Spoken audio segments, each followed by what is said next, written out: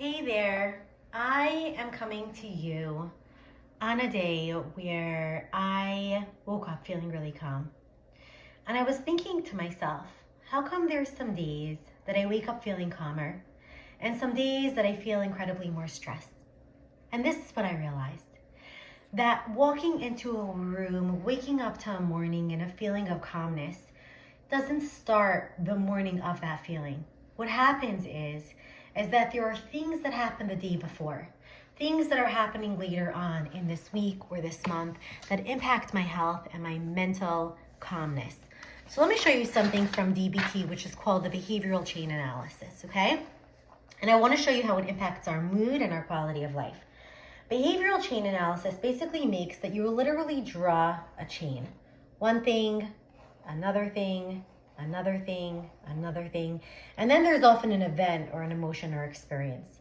And these are called precipitating factors, okay? Something that leads up to whatever an experience is that a client will talk about or a feeling. Now, I'm not talking about it in the generic version of the behavioral chain analysis, but what I often find with clients is that what's going on in their life that's contributing to either a good feeling in their body, a happy feeling, a hopeful feeling, or what is it that's maybe contributing to a feeling of sadness, of fear, or of dread? Sometimes someone's life is pretty whole, they have good supports, they have a good form of stability in their life, and essentially it's a feeling of panic, of sadness, and it's connected to trauma. But sometimes it's that they have lack of support for the weekend.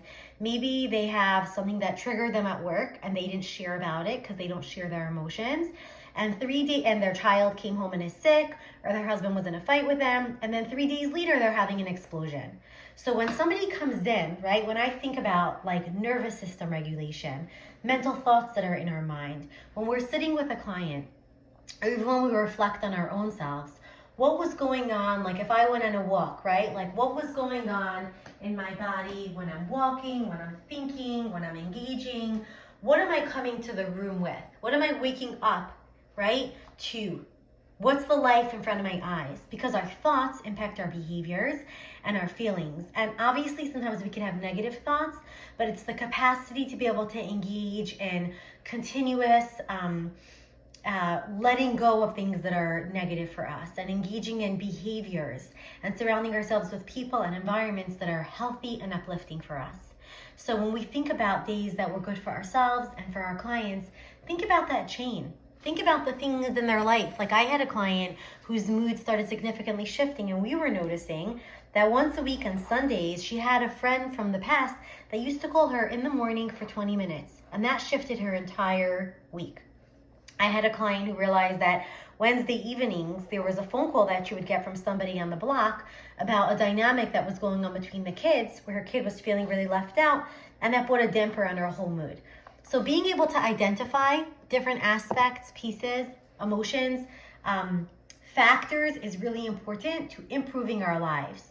If somebody has an obsessive negative thought or a fearful thought, you want to look at how do you shift your relationship to those thoughts so you don't attach to them too directly. If somebody is feeling left out, if somebody isn't taking care of their health, if somebody has an unhealthy relational dynamic that they're perpetuating, instead of us just trying to target the mood, we also want to look at the factors and behaviors that are either helping that positive feeling or pulling away from it. So just something to think about when you're working with your clients and improving their lives.